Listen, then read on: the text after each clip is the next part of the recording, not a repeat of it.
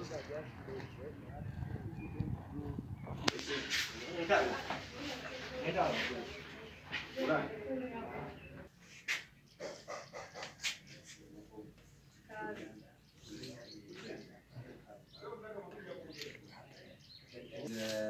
is Seka Baka Mutesa from 1856. On 8th of August 1896. Okay, we could introduce you to the guys. Visited Europe at the age of 17.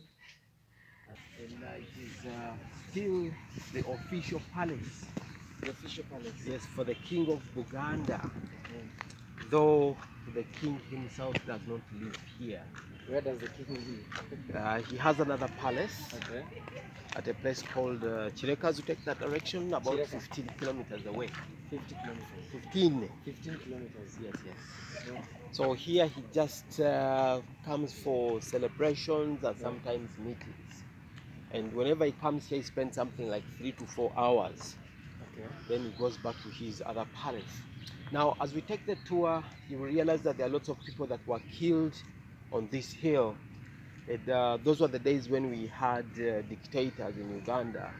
So during those days, this place had been turned into a military base. Okay. And the soldiers who lived here killed many people on this ground.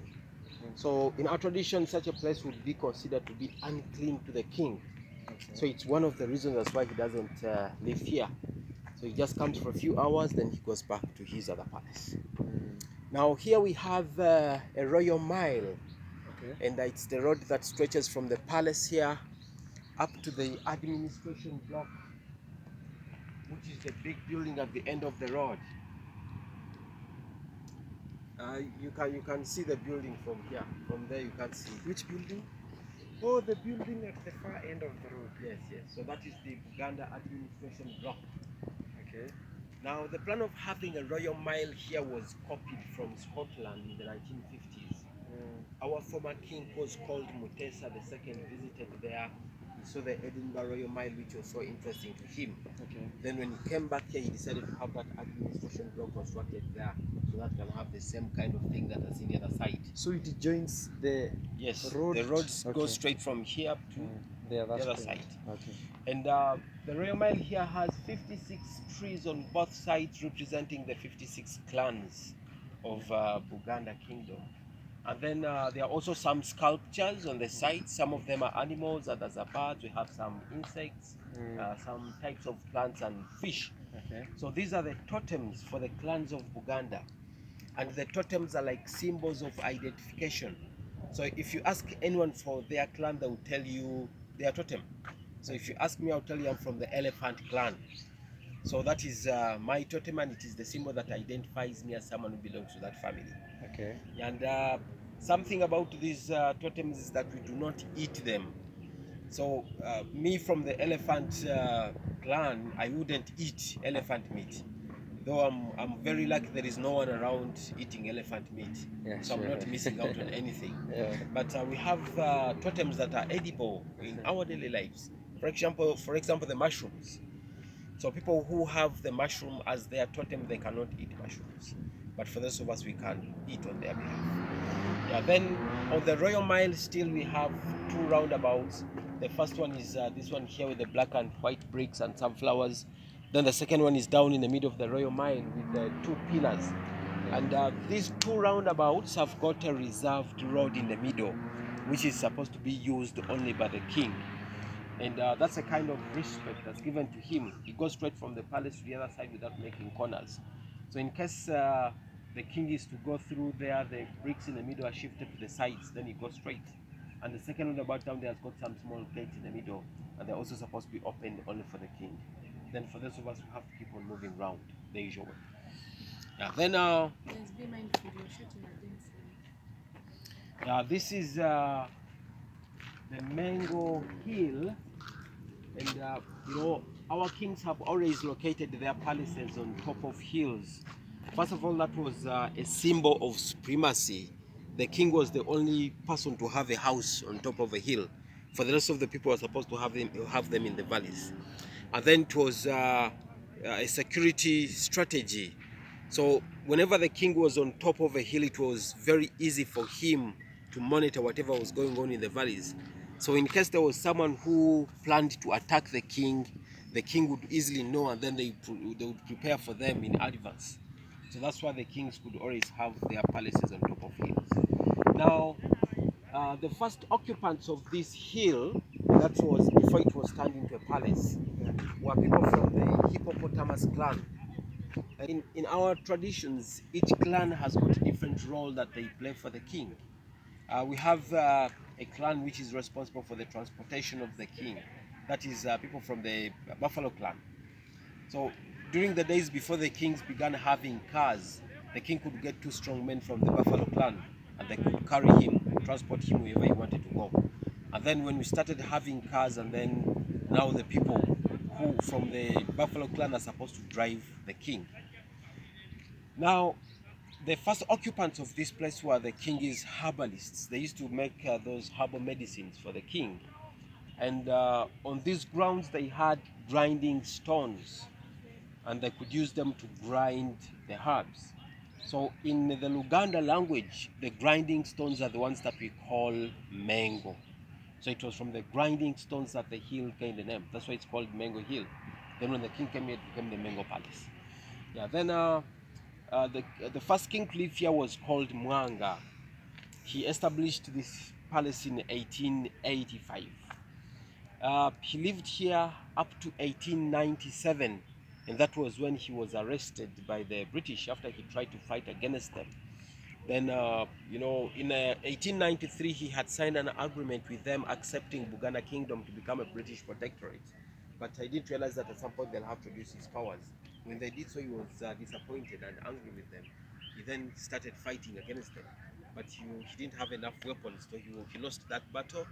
He was arrested and taken to the Seychelles Islands in the Indian Ocean, where he later died in 1903. Then he was succeeded by his son, who was called Daudi Chwa. And Daudi Chwa was the second king of Buganda to live here, for he lived here up to 1939. That was when he passed away. And he was succeeded by his son, Mutesa II. So Mutesa II was the last king of Buganda to occupy this place. He lived here up to 1966. And that was when the palace was attacked by the soldiers of Obote. So Apollo Milton Obote was one of the former presidents of Uganda. He became president in 1966, but before him we had Mutesa II, that's the king of Buganda, who was made the first ceremonial president for the whole of Uganda after independence. And then during those days, Obote was the prime minister, and he was the one with the executive powers.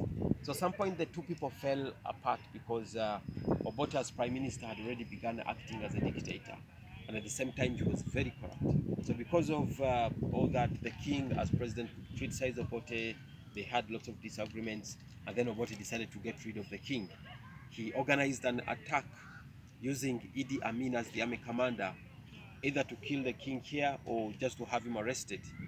So the king escaped, and he went to exile in England. But again, he was poisoned and died there in 1969. And our people believe that it was plotted by Obote. Then, when Obote took over the presidency, he passed a constitution that abolished the kingdoms in Uganda and then turned this whole place into a military base. The soldiers occupied this hill from 1966 up to 1997. And that was when the current president gave the hill back to the kingdom. Then the soldiers were taken away to other places. Now for the current king, whose name is Ronald Mutebi II, after the death of his father in 1969, he could not be crowned because the kingdoms had already been abolished. So he stayed in England, where he was already doing his studies, until when the political situation stabilized in Uganda. Then he came back in 1987 and he was crowned in 1993.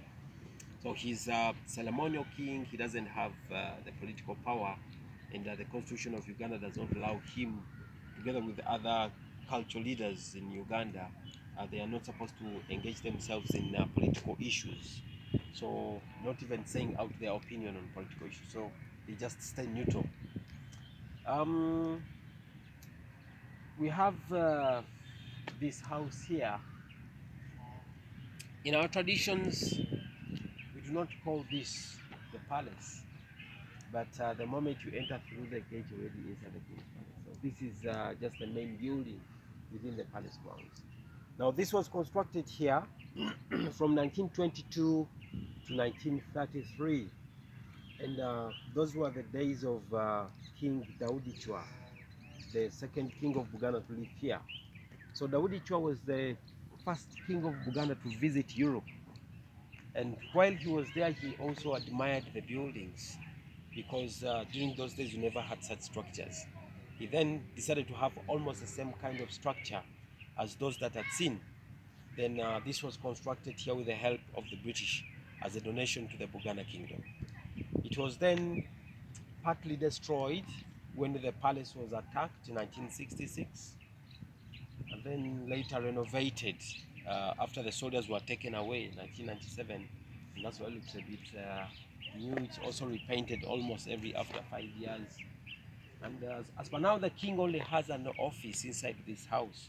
So whenever he comes here for meetings, there's a certain part of the building which he uses as a place that he can host meetings. And then for the rest of the building is completely empty. Like the bedrooms up there don't have anything, since the king never sleeps here. Yeah, so it's always kept closed, can only be opened for cleaning and also when the king comes around. So that means that the people who enter there are those that are supposed to clean inside, those who come to meet the king, plus a few of our administrators. Can we be around to walk around the? Unfortunately, we can't go around. The security department does not allow that. So we can only get up to this point. We can get closer, but not going round. Let's get closer. Who has a pin that can open? I want to give you another memory You card. can see the torture You want to chambers. see the torture chambers, but they are not inside here. Oh, okay.